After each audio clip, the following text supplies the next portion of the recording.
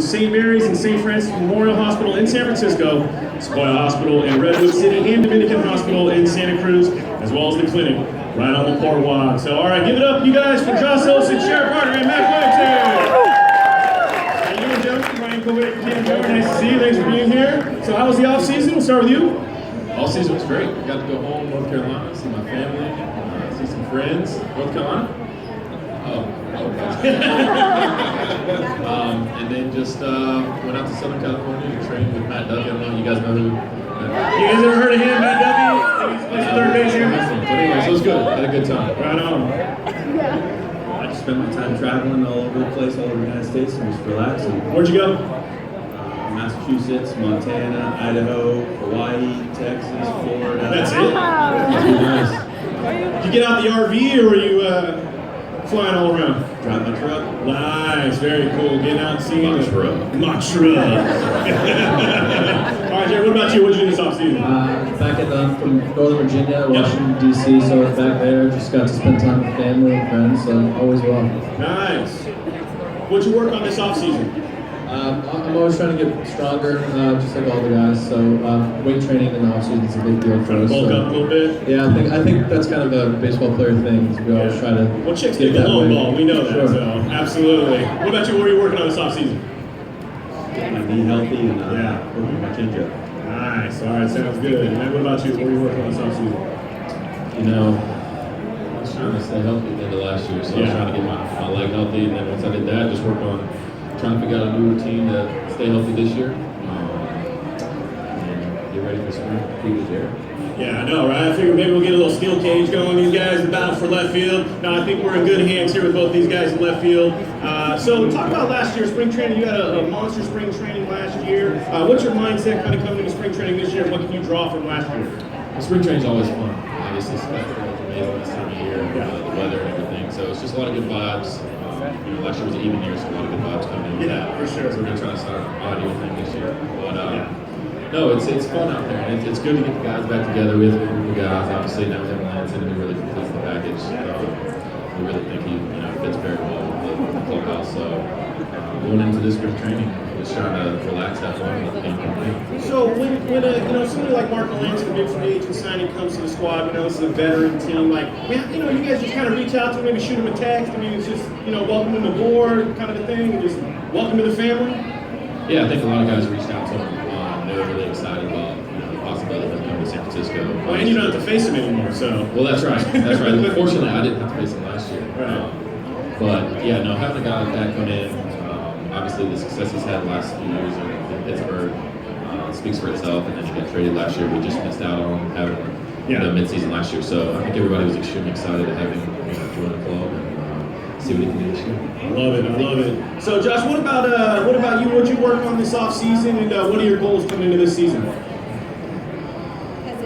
Well, just get my knee healthy, like I said before. Yeah. And, work on my pitches. I kind of had a rough year last year. I was hurt the whole season, so Right. I played through that or end my season pretty much.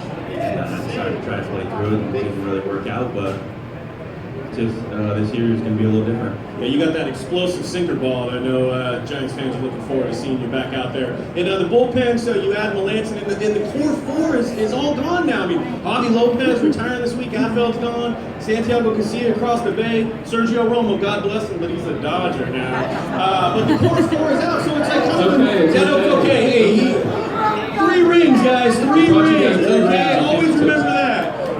So it's going to be a different look for the bullpen this year. It will. We're pretty young this year, which is nice, and just let them get their experience in. And I think we're going to be pretty good with Williamson closing the games. A few of the guys have played with him before, and so he fits right in. And I think we're going to be just as good as we were last year, talent-wise, or better. Awesome. And who remembers Jarrett Carter hitting 3 home runs in Oakland? Who remembers that? Not bad, huh? We were in the night before too, so. Yeah, 4 in 2 days, not too bad. So that's just going to be a regular thing now, right? 3 home run games for you? That'd be nice. I'd like that. That'd be good. So what about your approach at the plate if you've been working on this off season? I mean, you want to cut down on the strikeouts, you're trying to get better, hit lefties, righties. What was your main focus? Consistency is always the thing. important for me. So Right. I'm always trying to be consistent, and it's in the off season you can't really work on specific things during play, but obviously, I said strength's a big thing, and then just always trying to be consistent. Yeah. So, being a major league player, obviously that's a huge honor and a tremendous thing you guys have accomplished. But being here in the Bay Area, and I want you guys to answer this individually. Playing in front of these fans here in San Francisco, AT&T, I mean, this is widely regarded as the best park in Major League Baseball. I mean, you look around, this is baseball to me. What does it mean to you to be a San Francisco Giant playing in front of these fans? It's extremely special. I know that's a generic answer, but it's, this offseason, obviously, we got Hundley, we got Williamson, and those two guys have been playing elsewhere for their career. Yeah. They came here the last couple of days. I've really got to spend some time with those two, and they've kind of explained what it means for a visiting player. I got drafted by the Giants, so I'm spoiled. But what it means for a visiting player to come here, and they kind of explain some things that we take for granted as players. The fans, you guys sell out every game. The atmosphere, the park, you're right on the water. The city really comes together. All you guys come together and root for us, regardless of how we're doing. Obviously, the second half last year was rough, but you guys packed the stadium every day and cheered us on. And stuff like that really makes this stadium, this town, this city special. And really motivate us to bring another ring home. Love it, Josh. Do that.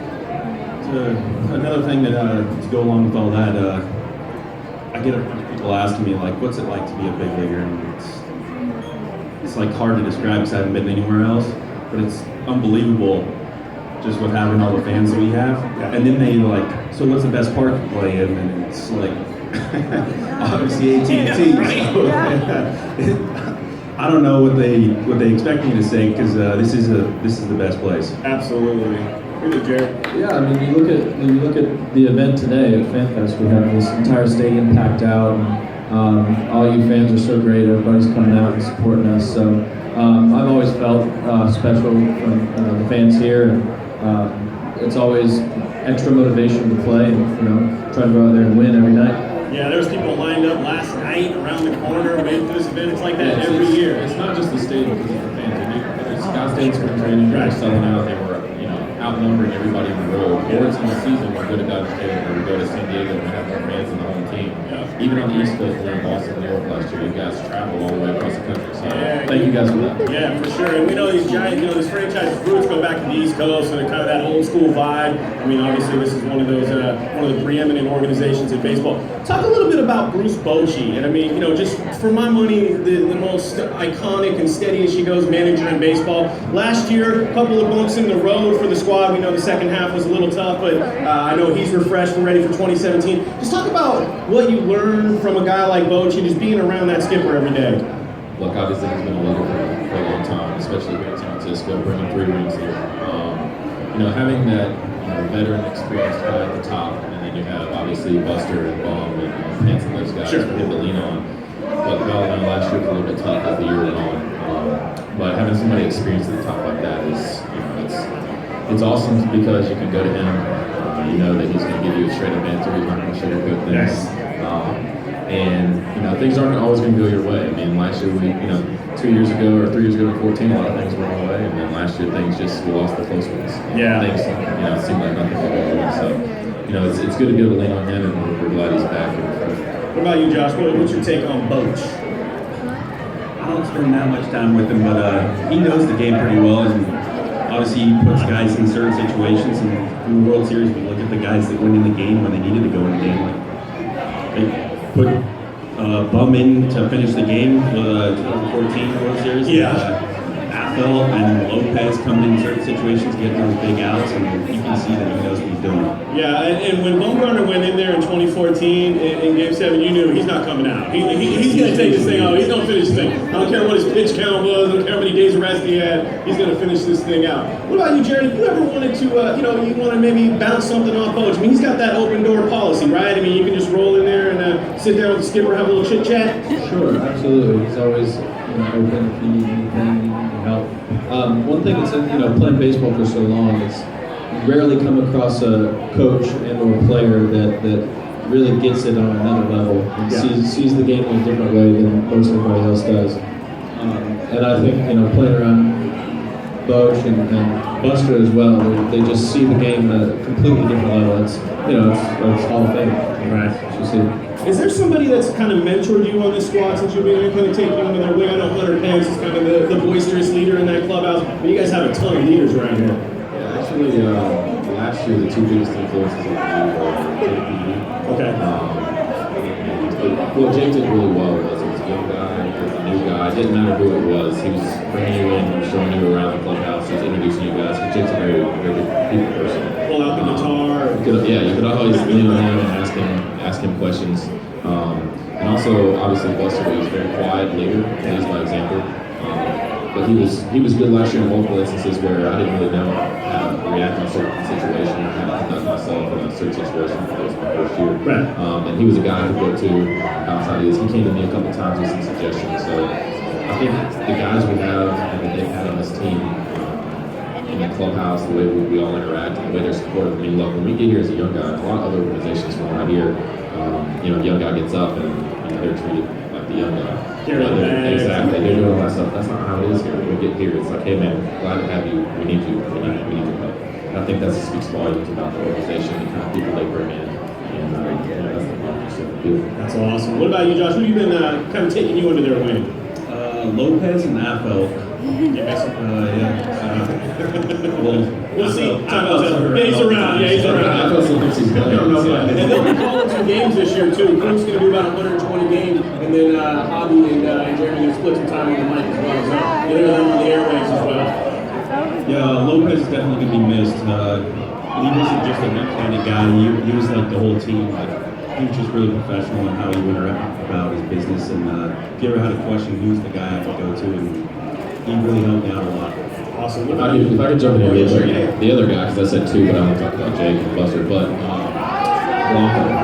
Blanco was in an interesting position last year because Jarrett and I were splitting time, and Hunter and Angel were hurt. He wasn't getting a lot of playing time, but there was not a single time where he complained. All he wanted to do was help us, give us advice, because he's been the fourth outfielder for the last 3 years. Yeah, that's 4 years. Yeah. So he was instrumental in helping us work on the mental part of not playing every day, getting a pinch hit late in the game, getting substituted in the fifth. So one of the best guys on the team, one of the most underrated. I wonder what Shark-Lady did this year. Absolutely, yeah. He's been such a key in the successful run. Let's give it up for the Shark. Absolutely. Who kind of brought you under their wing? All the veterans, honestly, have always been so helpful and always so easy to come up and talk to. Hunter's obviously been a huge instrument in anything I need. But it's also, Josh mentioned Javi. Javi's, because Javi and I both went to UVA together, so cool. He was always reaching out to me. But Javi's just such a leader on and off the field in such a special way that it's just really cool to be a part of. And I'm honestly really proud to say that we went to the same university and we played together. It's just a really special honor. Absolutely, yeah. I know when guys went to the same school, they definitely have that special bond for sure. So Hunter Pence, that's the energy guy. We know that. If you need kind of a shot of adrenaline or maybe like a Red Bull, Hunter Pence is the guy to give you that jolt in the arm, right? Or is there somebody else maybe that can maybe pick you up a little bit? Well, the jolt in the arm, literally Bum. I mean, Bum's the most physical guy. Okay, all right, yeah. Well, actually, manhandle you, give me a sure jolt. you know he's the alpha male. Right? Yeah, So, for sure. Marking his territory. Yeah, Hunter's always got his 4 cold brews around him, so he stays charged. But no, Hunter is obviously a very vocal guy. Buster is very more laid back. Yeah. I think Petey's going to be missing that part too. He had some really good speeches and everything he gave us to in the locker room. Fired up. Hell yeah. I think one thing fans don't see as much is when guys play and don't have as much success. Petey struggled a little bit last year. Honey struggled with the year before. You can speak to this, but those guys are so much more to the team than the numbers they are on the field. Like Blanco actually, like I said, didn't hit very well, but he's extremely well for Jarrett and himself. Petey and Hudson, they didn't necessarily have the career years that they've had in years past, but what they're able to do for the young guys in the bullpen or for the other stars, Ty Block, Chris Stratton, those guys, when they come up, it's, you can't really put that into numbers at all. Yeah, and speaking of numbers, do you guys put individual goals for yourself at the start of the year? I mean, we know baseball's such a team sport, and you can't always get caught up in the day-to-day grind and numbers. But do you have goals for yourself, like home run totals, things like that, a batting average that you aspire to have, or is it just rip it, and let your talent, win out in the end? I think, as we've gotten older, obviously you're younger, you just want to hit 600 or whatever, 500, whatever, 300. Sure. It's too focused on that. And in the minor leagues, obviously, you're focused on the team, but yourself as well, because the end goal is to be in the big leagues. But once you step across the line, and that was one of the big things Buster was talking to me about last year was stop trying to be the hero every time. Right. Just let the game come to you. Even Buster, our superstar, doesn't try to do it all. The guys on 30 gets them in. The guys on second ones to get them over, he gets them over. Once you get up here, it's about sacrificing yourself to the next guy and doing your job. And last year, the bullpen, they came in, obviously folks are flip-flop all the time, and there's 4 or 5 or 6 relievers coming in for a couple of innings, and it's all about doing your job and handing off the next guy. For sure. How about you, Josh? My situation, I came in and got on base all the time. And I didn't really care how my hitter did. I just made sure that guy didn't score. Do not score. It doesn't under matter. any circumstances. It doesn't matter. Yeah. What about you, Jarrett?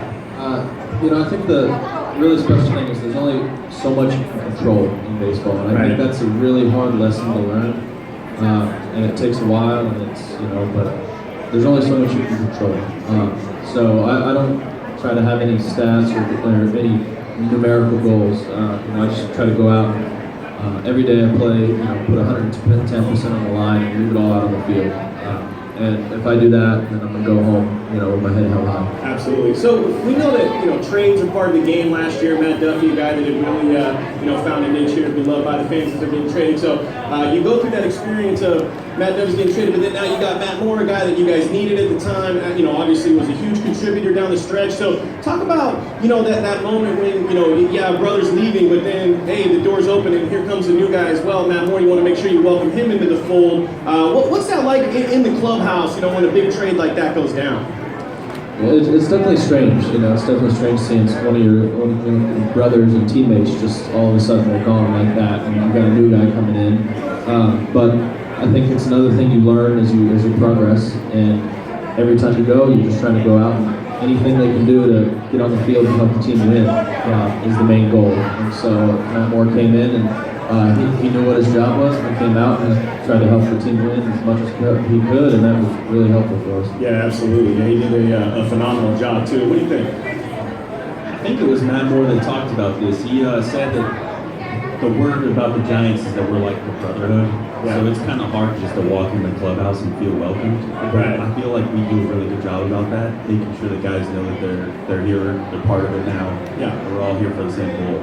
Yeah, because at some point you were that new guy walking in the door, and so you got to empathize with him on some level, right? I think the biggest thing I noticed, obviously, Duff is a big presence in the clubhouse on the field with 2 fans. Everybody loved Duff. Skeeter too. And Skeeter's. Skeeter's lost some weight, you guys. Oh man! No, so losing a guy like that, and you're really not sure what you're getting, what type of player you're getting in Matt Moore. I mean, obviously, on the field product speaks for itself, but like I said, there's a lot more that goes into it, the team. And when he stepped in the clubhouse, it was really awesome to see the type of guy he was. All he cared about was winning. He wanted to meet everybody. He wanted to learn. And he just wanted to be a giant. And it was really cool to see that he fit in so well, so quickly with us. And went out there and helped us win some big games. Who's the sneaky funny guy in that clubhouse? I mean, we know Pence is the big energy guy. Then you got Posey, the quiet leader. Who's that sleeper guy that maybe people might not know what a great personality they have? Crawford is very, very quiet. God, that hair though. He's very quiet, and those eyes. Yeah, those dreamy eyes. And that smile, and just all of it. Yeah, Crawford. He's so perfect. But he's got great one-liners. One-liners, he'll sit there and he'll be quiet and kind of take everything, conversations in, and then he'll lean back and just say something really funny, and then it just has like a bus laugh and the whole locker room laughing. So he doesn't like the big crowds, but when there's a few guys around, he's definitely cracking a joke. Very cool. You guys got anything to add to that? I think Joe can be funny sometimes. Joe Panning? Yeah. He's quiet, but he has some one-liners. Those are the funniest guys usually. When you sleep on them, and then they'll just deliver the goods every now and again. What do you think, Jarrett? I won't even know what Nunez is laughing about, and I'll hear him start laughing across the clubhouse, and I can't not laugh when I hear him laugh. So that's pretty great. That's great. Hey, so have you guys been hearing about rule changes? Maybe I know that. We got to shorten up baseball. I mean, people pay premium dollar to come to the stadium. Who cares if the game takes 2 hours and 45 minutes, 3 hours and 15 minutes? I mean, I'm of the mindset, who really cares? But what do you guys think? I mean, they're kicking around possible rule changes and then robo-umps one day? I mean, you ever see that baseball? That's no good, right? I know Burnsy wants it. What do you think about rule changes, maybe, in the extra innings and maybe, kicking the idea around of maybe starting a guy on second base? Yeah, I think a lot of times they're trying to figure out ways to keep the fans, interactive and really attentive. Obviously, in our generation, our attention span is about it. A lot of this. I'm the worst at just being stuck on my phone. People are talking to me and I'm just ignoring them. It's like selective hearing. But, I think some of the rules they're trying to experiment with, the man on second base in the minor leagues, I'm not a huge fan of it in the big leagues because there's so much at stake right here. Like you said, people pay money, it's a big industry, and in the minor leagues, you got younger guys, and if you think about it, the whole purpose of the minor leagues is to foster talent so that they'll be ready to produce at this level. Sure. So I understand the idea of shortening games, limiting those long games, which it's already a grind as it is, travel, all that stuff. And when you're playing an 18-inning game, you get up at 3 in the morning, you got to fly across the country, and you have an hour of sleep. That's not good. So I think some of the rules that they're trying to implement down there are great for down there, but not necessarily for up here. And we need one. I think they need to speed up the instant replays a little bit. That takes forever. When they put on the headsets, it's like, come on, boys, it's bang plays. We got it on HD at the house. I can tell you right away if the guy was safe or out. I just have to wear my TV. He's safe. What do you think, Jarrett? I try not to follow the rules too much. Whatever they say, all right, fine. But when it comes to reading it, I don't have too many opinions on it. All right, sounds good. Hey, you guys got some questions for these guys? What do you think? You got a microphone out there? Oh, cool. Thanks, brother. Yeah, tell me your name. Marcus. Hey, Marcus. So to being a San Francisco driver, how much advice did you all three of you guys get from Willie names? Well, one of the first things that you'll know when you meet Willie is Willie was really good at baseball. He'll tell you that. He'll tell you how good of a hitter and how fast he was and how he made the catch and how easy it was for him and why we can't do the same. And we want to do the same thing. But no, he's a good guy to kind of just talk baseball with. Not necessarily how to handle anything specific in today's game, but just sit there and talk baseball because he's so knowledgeable about the game.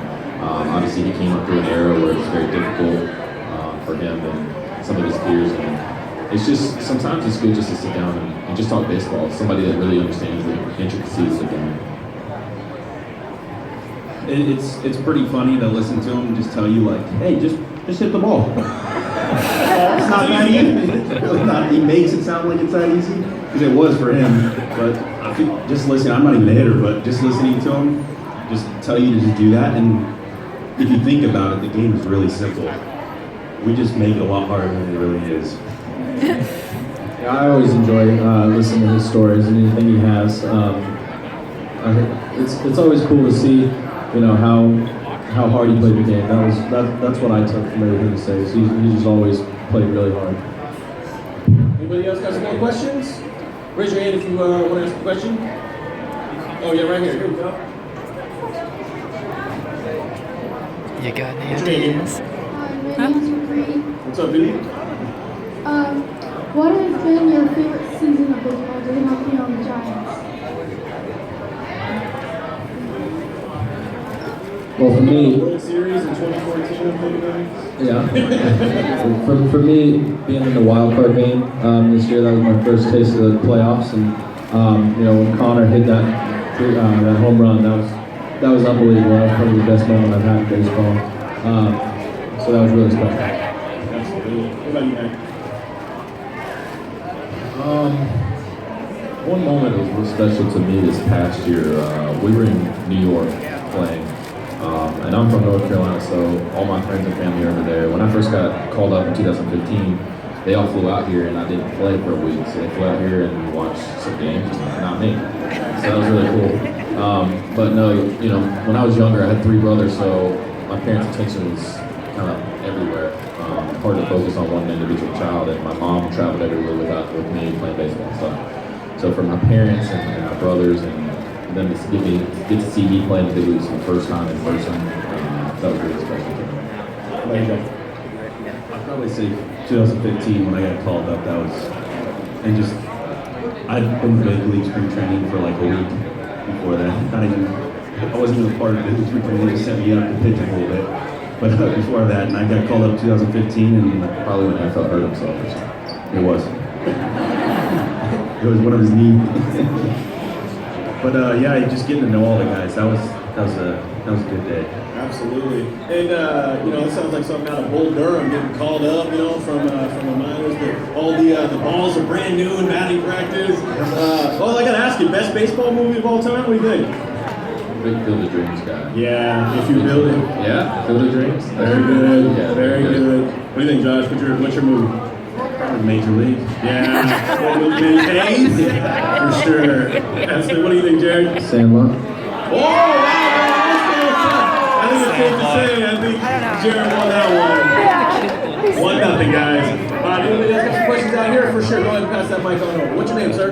Gentlemen, let me introduce myself. I'm Robert from Santa Rosa. Right on, Robert. My favorite baseball movie is Angels in the Outfield. So you're a big Los Angeles fan? Yeah. Yeah. Los Angeles Angels right here, guys. Gentlemen, my question is, all three of you, what are the chances at all of the Giants reaching another winning season? The chances, like odds, you'd have to check Vegas for the odds. But I think they're pretty good, guys. I think they're better than not. Getting back to a World Series, what do you think? I think, seriously, when you look at this roster, there's a lot strong. of things that have to go right. The 162 games, plus there's playoffs, there's injuries. You guys know injuries kind of are part of the game. Lots of a lot of part of the game. There's a lot of things that have to go right for you to get that far. If it was that easy, the best team would always win. So for me, I think we have all the pieces at this point to go very, very deep into the postseason. We have the offense, balanced offense. We have 5 great starting pitchers, and we have a bullpen that's going to be locked down with, anchored down there at the end by Williamson. So for me, odds are in our favor. Absolutely. I'm with him. They agree with me. For sure. Yeah, Great, absolutely. there you go. Yeah, we can bring the mic over here. Yeah, thanks, guys. Oh, that's all right. Yeah, go ahead. What's your name? Hi, Shirley.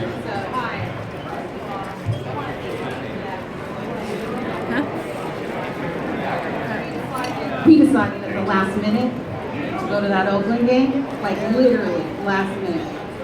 So many people were talking trash, and we were like, he's gonna do it again. And he would. And it was great. It was a baseball display. It was beautiful. And I've been watching baseball for a long time. It was awesome. Heck yeah. That's huge. It was awesome. So my question is, and this just kind of, fans can be fans pretty good, and then you got your jerks. We were at a game last year where they were giving Upton in San Diego just some major trash out in left field. How much of that do you guys actually hear and listen to? And we kept saying, oh, this is what they did to him. Upton, you're so great, you're so great, you're so great. It's not for like 3 innings. And he finally acknowledged him and they went, but your brother's better. It was just so mean. And so, do you really hear that or do you just tune it out? I don't really hear it well. I hear it in the field. I've never heard it when I played in the plate or anything like that. But to be honest, I'm at the point now. I've heard so much. I've had people look up my bio and my sisters and whatnot. So I can care less anymore. It's funny to me nowadays. You just gotta laugh at it, right? Being part of the bullpen, when we're not at home, we're always out in the outfield or down the line, and people are always giving us crap, but we don't go to the game for the first 6 innings, so we got nothing else to do, so we like it when people start. Just like that, somebody's paying attention to you. So,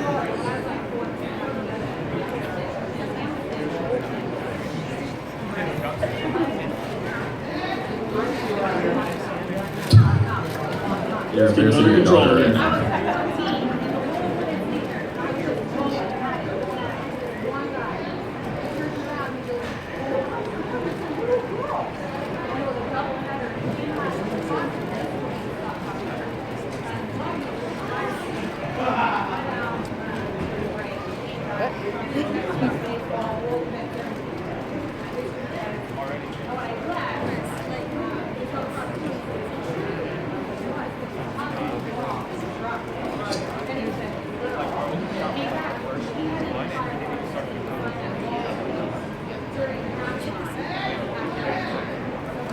Yeah, I think, on the field, in the outfield, like Jarrett said, it's a little quieter in terms of and you just hear ambient noise, but you can pick out if someone's louder than the other. Sometimes I think fans forget, like they'll be out there in the outfield talking crap about you for 9 innings, and then after the game they'll see you, and then they'll want an autograph for a picture. And it's like, yeah, it's just like people on social media. They'll say all these horrible things on me in person. Like, hey, you what's guys up, are man? You're real my tough. favorite. Yeah, Real tough behind the yeah, fingers of exactly. social media. Yeah. But, Internet tough guys, gotta love them. So when you guys are on the road, I mean, do you guys have specific roommates usually, or do you guys get your own room? yeah, Jarrett and I snuggle sometimes. You guys do? All right. Maybe get a little Netflix Netflix binge. and chill. Yeah, Netflix and chill. I like it. What are you watching right now? Breaking Bad. So I watched all of. Catch up with society. No, kidding. I watched all, but they released the last season in 2 parts. Yeah. So I watched the first part, and then I got caught up in the season in 2015 or 14 when I had elbow surgery, and then I didn't watch it. So now I'm kind of rewatching everything to catch up. Yeah. But no, we actually don't have roommates on the road, which Okay. is nice. So we have our own room Nice. and kind of our own space. So Jarrett and I spend a lot of time together on the road. We're one of the few that aren't married, and so they're all there with the kids and stuff. We just hang out and have a good time. Absolutely. What are you watching right now? Nothing really. You're not a big TV guy? No. Movies? If you were talking to me about The Bachelor, man. Yeah. You were talking about Nick. Corinne's your favorite? No, I always hung out with Lopez on the road, and we always he knew everybody everywhere because he's Been in the majors for like 35 years. But yeah, that was fun. Just talking whatever, not even baseball, just life in general. For sure. What about you, Jerry? You a TV guy? You got a favorite show? I don't watch TV. The show I have been watching, I haven't finished. I'm like halfway through is Westworld. Oh, so I'm good. Trying to finish that. Amazing isn't meant for you. Yeah.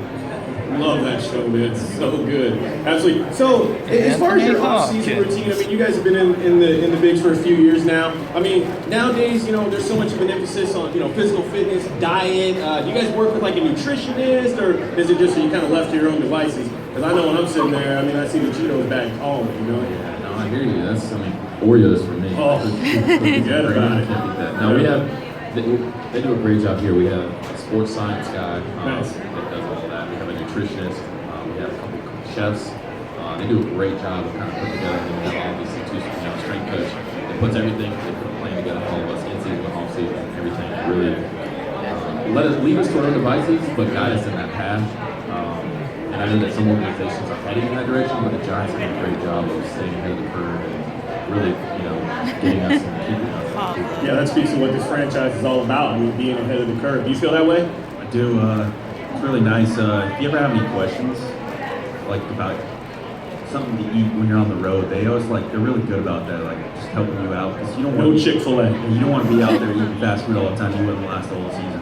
They do a good job. So when we're in Los Angeles, the Chloe there always gets in and out. They just let it sit there all day. It's Just disgusting. torturing you? So what they do, what our guys do, they see that obviously, and you can't perform with that all the time. So they'll bring in like catering Whole Foods or something like that. So they Nice. proactively see what we need or something like that, and make sure that we have everything to be successful in the field. So there are no excuses. Yeah. And we can just. You seem like a pretty earthy dude. You got the ponytail going on. I'm sure you probably eat pretty well. A little kale in your life. Yeah, I do use kale. Love it. I do use kale. Yeah, we have a nutritionist, so it kind of laid the groundwork for a good healthy diet. So just try to stick by that. Yeah, 162 games, that's a slog, man. Anybody else got any questions? All right, well, let's get that microphone. We got questions galore. Let's get that microphone over here. There you go, thanks. What's your name? Alexis. Hi, Alexis. So my question is, you guys are all major leagues, but what do you think you guys would be doing if you weren't part of it? Good question. Probably sitting there asking the major league the same question. No, I have no idea. I hope I don't ever have to find out. But I really don't know. Driving your truck. Yep. Driving my truck. What's the question? What would you be doing if you weren't in the major That's what leagues? it's school for. I like the outdoors a lot. I got my degree in foreign affairs, so I'd probably do something. My dad works at the Pentagon in DC, so I'd probably do something with like FBI or CIA or try to be a foreign ambassador or something. Very cool. Let's get that microphone rolling. Great question, by the way. Yeah. We'll get her in there. Yeah. Hi, I'm Rebecca. Hi, Rebecca. Hi. So how many years did you play, so when did you start playing baseball, and then how many years into it were you before you thought, hey, I actually have a chance, a shot at making big? I started playing when I was like 4 or 5. I have 2 older brothers, and they were playing, so I was always they're like 2.5 years older than me, so I was kind of trying to ride their coattails a little bit when I was younger, and they didn't want me playing with them, like older brothers. You ever rub it in your face now? Like, look at you now? No, they just ask for money. It's weird. No, but actually, and I mean this seriously, my mom tells this story all the time. When I was 5 and I first started playing, I was just like, every kid, I'm going to be in the big leagues. And I said that, and my brothers kind of laughed at me, like they do, make you feel like, you're nothing. And I was like, no, but seriously, somebody's got to play in the big leagues. Why can't it be me? So it's kind of that mentality of, somebody's got to be there, whatever it is. If you work hard enough, why can't it be? I mean, maybe it won't work out, but I always had that mentality. And then as I got older, I realized it's probably not going to happen because I was starting to get realistic about how hard it was just getting to college. Had 2 surgeries and it became much harder. And then I got very fortunate that something spot open in 2015. I know it was oblique and trying to work on stand up here. I also started playing when I was like 4 or 5 years old. I actually just played it just because all my friends played it. I was just kind of a good athlete when I was a little kid. And once I got to probably sophomore, junior year in high school is when I started figuring out that I could actually play at the next level. And I got to college, and then I was like pretty decent in college, and then I was like, I could play at the next level. So it kind of just progressed over time. Yeah, that was similar to me. About 5 years old, and when I was growing up, I just played for fun. I just had fun doing it. It was never I had an ultimate dream. I always liked watching Sports Center and King Griffey Jr. and things like that, but I just had fun. And then once I got in high school, I was my junior year in high school when I realized I could play in college. And I said, okay. And then when I was in college, I said, okay, now I can go to the next level. So just kind of progressed like that. Very cool. Ken Griffey, not a bad swing to emulate either, huh? Who'd you idolize growing up? Is there any one ball player that you were like, yeah, that's my guy, man? Whose poster did you have on your wall? I didn't have any posters. I was a big Braves fan because that's who was on TV in North Carolina. Sure, yeah. But as I got older, I was a big Matt Holiday fan because I felt like we were getting to be, I was trying to be some stuff with him. But back in the mid-2000s, late 2000s, when he really started blossoming. Yeah. So that's kind of what I was trying to be. Him and Pujols. Because Pujols was just... Because it's not Pujols. 400 every week. Yeah, ridiculous. What about you, Josh? Mine was Randy Johnson. You? Yeah. I liked just big lefty trying to throw hard, and that's why I still try to do that. Absolutely. Yeah, that was really cool when he ended up his career here in San Francisco, too. That was a pretty cool way for him to wrap it all up. When he's not busy killing birds with his fastball, right? That's nice. All right. Yeah, let's get little man the mic over there. Absolutely.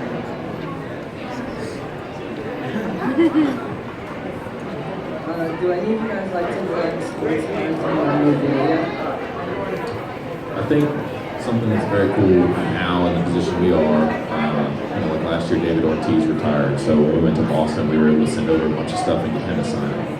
I wouldn't say cards as much as memorabilia, jerseys and hats and stuff like that, or cleats. Like when the Orioles came here last year, Adam Jones gave Crawl a pair of his swingman, custom swingman cleats, stuff like that, little things like that where the players kind of send stuff back and forth. I know every road trip or every time a team comes here, Bum and Buster have big thing of balls and stuff in their locker for the other team. But collecting stuff like that when you're at this point and you're not going to be here forever. I know 2 years ago when I was hanging out with Matt Cain at his house, he had jerseys all over his house, and Jeter and Rivera and all those guys, some of those older guys. So collecting stuff like that for me is extremely cool. Same thing. Same thing. It's pretty cool to have that stuff on your wall. Legends. For sure. What about you, Jarrett? I did when I was a kid. I loved collecting cards and autographs when I was a kid. We'd go down to spring training in Florida every year. But recently I haven't collected too many things. So do you empathize, when you were that young kid, at the fence looking for autographs, and now you're that guy that, people are asking autographs for? You ever does it kind of take you back? You're like, oh, I can remember that, so you maybe want to make a little time for him, make sure you go over in time? Absolutely. Yeah. It's for the kids, right? I mean, that's what this is all about, Yeah, it's tough. There's no sign for everyone, Yeah. and then there's only then you sign, you go back for that one kid, and then there's another. You go back for him, and then you're going back in. It's like it's something. And they're all so cute. Feel awful, but Yeah, leaving them high and you try dry. to do the most you can. For sure. Because you know it makes an impact. Yeah, I mean, I think anybody that's been in that position, for a big leader, just take, a few minutes and just talk. You get all wide-eyed. So yeah, that's really cool. Who's next? Question. Yeah. Okay. Cool. Hi. What's your name? Taylor. Hi, Taylor. Hey, Taylor. So my question is, do you think baseball or softball is a harder sport? Have you played both? Yeah. Yeah, that sounds like a softball player question. I feel like you'd be a real good slow pitch softball.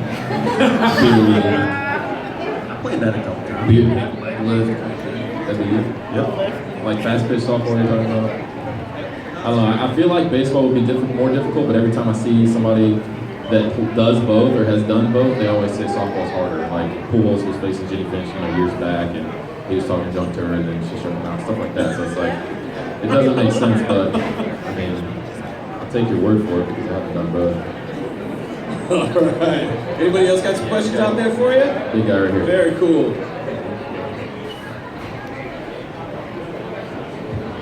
What's your name? Brandon. Hey, Brandon. This is for Mac and Jarrett.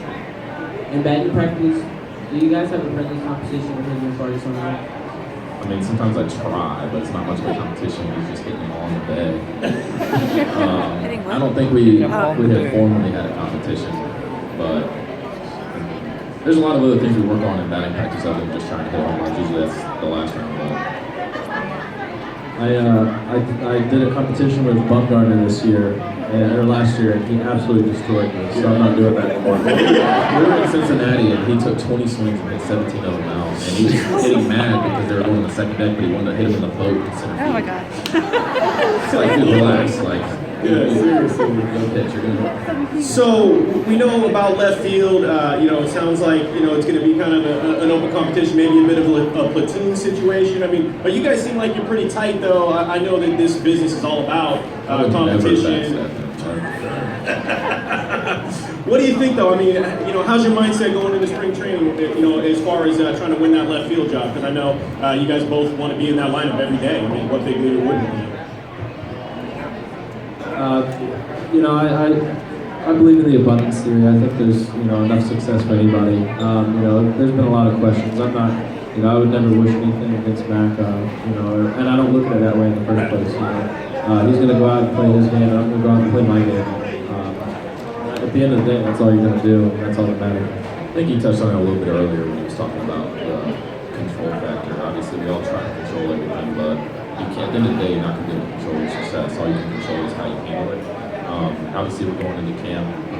There's other guys coming to camp as well, not just us two, that are competing for the left field spot. And more, so guys are familiar, very familiar. So, I don't think it's not affect our relationship off the field or on the field because at the end of the day, I believe that if you're good enough to play in the big leagues, you're going to play in the big leagues. We go out there every day and play for you guys, but at the same time, as you saw with us, we're not just playing for the Giants, we're playing for every other team. So if it becomes a point where we're valuable to another team, one of us is valuable to another team, and there's a need, another need for us, then we're both going to be in the big leagues, one here and one somewhere else.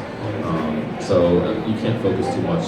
I'm not trying not to focus too much on the direct competition because we're going to go out there and we're going to both do the best we can. At the end of the day, it'll sort itself out. That's refreshing. Who's next out there? There's questions? All right, yeah, let's get the microphone over there. Thank you very much. What's your name, dude? Hey, how's it going, guys? I'm Jeff. Hey, Jeff. Hey, Jeff. Microphone technique, right? And kind of related to that, I guess my question for all of you is if the lights suddenly dropped in this room, you guys already have the microphones in your hands, and this place became a karaoke bar. What's your go-to song? Great question. We would definitely need Derek Law up here to head that up. He's the spearhead of karaoke. He's number one. If I had to, I could see Die a Happy Man by Thomas Rhett all day long. Yeah, I could start to finish, I could nail that. That's so cool. What's your go-to karaoke? I don't sound like him, but I could. It would depend on my mood, but depending on the day, it'd either be Snoop Dogg, Nothing But a G Thing, Billy Joel, Piano Man. If I'm feeling froggy, maybe Rage Against the Machine. All right, maybe a little Boys to Men, End of the Road? No? What do you think, John? What's your song? Probably don't even have any right now. I'm trying to maybe George Strait, something. You got a little country. Yeah. All right. Very cool. Very cool. All right. That's a great question, by the way. All right. What about you? What about you? What about? Yeah. What's your song? Yeah. What are you singing? Okay. Live on a Prayer. All right. Can you go there later work? I'm a big slippery with wet guy. That's great out. Great out. Absolutely. All right. Who's next out there? Who's got a question for these guys? All right. Let's go right here. What's your name? Hi, Sandra. What has been your guys' most memorable encounter, whether it be like funny or awkward, or like if they cry, like today I cried and you told me that you get to say when you're awkward, but It's so dreamy. It's so dreamy. I know, you really are. Down girls. I don't have the hair like him. I can't grow hair like him. Anyway, your question was? What's your most memorable What's your most encounter? memorable fan? Let's see. I know earlier today, the first station I had, I was with Derek Law in contest. He's another dreamy guy in contest. And we were leaving, and Law's a goofball, so he was walking by, and somebody was trying to take a picture with Lucille, and Law jumped in behind him and like did something funny, and the mom goes, "Hey man, what are you doing? Get out of here!" I had no idea who he was, and it just made the situation that much better until someone explained it. She felt like a jerk and asked him to come back, and he didn't. So that wasn't for me, but I thought that was funny. Oh, yeah. I had some guy when we were in Chicago for like 5 innings straight trying to tell me that he was one of my teachers in grade school. And I started to believe him. Because I can't remember. And then he finally he was rattling stuff off. There was no way. Like, he had to look all this up. Right. And come to find out it wasn't. So that was a good day. Pretty fun. Jarrett, what do you think, man? So I got two. One today, a lady came up to me with a ball. She was here, but it was a home run ball that went in the upper deck. And she said she caught it with her bare hands and opened. So I was like, wow, that's pretty cool. So I signed up for it. But another time, Give me that free home run game. Okay. In college, we were at Ole Miss, and it was about 3 in the morning, and I was with my roommates. And my roommate Phil Gosling just got traded to the Pirates, but somebody calls the hotel room at 3 in the morning, and he answers it, and the guy goes, "Jarrett there?" And my buddy goes, "Who's this?" He goes, "Ole Miss gonna whoop you up, Mark! Woo!" And he's up there playing, and we're just like, "Oh my goodness!" We had to like change rooms and everything. So that's one story I'll never forget. Be a rebel. All right, we got time for a couple more guys. Yeah, go ahead. Sure, no problem. So my name's Jennifer. Hi, Jennifer. I'm Alexa's mom. But she's a softball player and she's in the midst of thinking about quitting. Has anybody ever guided you, or you guys ever quit thinking about playing? Every time I go over. About baseball, or is there an inspirational somebody that got you guys to where you are that sticks out? I was very fortunate in college. I had shoulder surgery, and I thought potentially my career could be over then. And we had a new coaching staff come in. Our head coach, I was a pitcher at the time. Our head coach came out to play outfield, and I did. I won the job, and here I sit. And if it wasn't for somebody like that who had given me an opportunity, I wouldn't be sitting here today. I would be doing something else that I don't know what would be sitting asking me a question. But I think that you just gotta follow your heart, because you know at the end of the day, once you at your age, once you quit, it's gonna be difficult to get back into it for me. So I think that you just need to be really sure. If you don't have a passion for it, then do something you really have a passion for, because I've been able to see firsthand my brother, who all his life wanted to be a lawyer and be in New York City, be this big old big time lawyer, right? So he gets the degree from Duke and does all this, he goes to New York, and he's absolutely miserable 24/7. It doesn't matter how much he makes, he's miserable. He doesn't have a passion for it. And he looks at my younger brother, who went through a lot of personal issues, and now he's an auto mechanic. My older brother's a huge auto car guy, and he's envious of my little brother, who is just making pennies on a dollar compared to him, but he's having fun and enjoying what he wants every single day. So for me, it's it's about having a passion for what you do. And if you really have a passion for softball, go for it. And if you don't, you'll find something to do with that.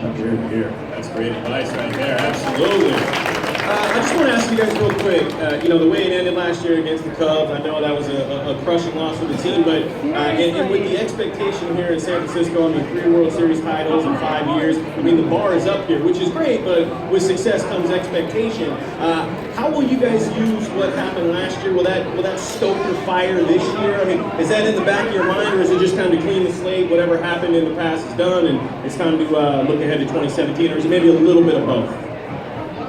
I have to say, we're all up here. We're never told to hey, think about the past. We're always forget about the past. Yeah. Even though we won, if you went 0 for 4 over either one of these guys, they don't want to think about that day. Right. You let the hair to run the score. You don't think about that. Yeah, we don't want to. Even though we know that. Try to. But yeah, we don't try and think about the past. So we're just thinking about the future, setting goals, and just doing our job. Each person do their job, and we're going to be pretty good. Not letting Buster down, right? Yeah, it's tough. I wouldn't want to let him down. Focus too much on the past, and you're going to let it affect what happens, what's right in front of you. You got to forget about that and take your experiences that are coming your way and take them for what they are. Because in my experience, last year I had up and down there. Jarrett said the same, I think. And when we had a tendency to carry something from the previous game or the previous at-bat or the previous pitch into what we were doing, it really affected our game. So I think that's the culmination of last year's season. It's over. We can't do anything about it. Right. All we focus on is this year, and being really excited about it. Jared, you got anything to add to that? Yeah, we got 2 months of spring training ahead of us, and 162 games, and then the playoffs and the World Series. So we're worried about what happened last year. It's going to be a long year. So we got plenty on the plate already. Well, we got time for one more question, guys. All right, your hand shot up. I love it. I'm Jennifer. Hi, Jennifer.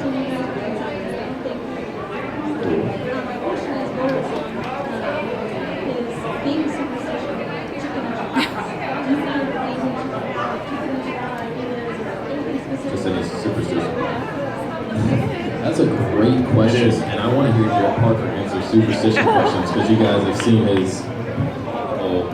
I just like getting a little quiet time before the game. A little time where I can be by myself, whether it's a dark, cold space, and just kind of be quiet and just visualize what I want. It's true. We have a sleep room in the back of our clubhouse where you can kind of go back there and get away from everything. It's hard because BP before the game, and then meetings in the clubhouse before BP, and you got BP and there's fans, and then just before the game, you kind of want to just bring everything together as soon as you got the field for that 40,000 yards. So to me, it's just about kind of being cool, calm, and collected, and just kind of bringing that heart rate down and just kind of being controlling it.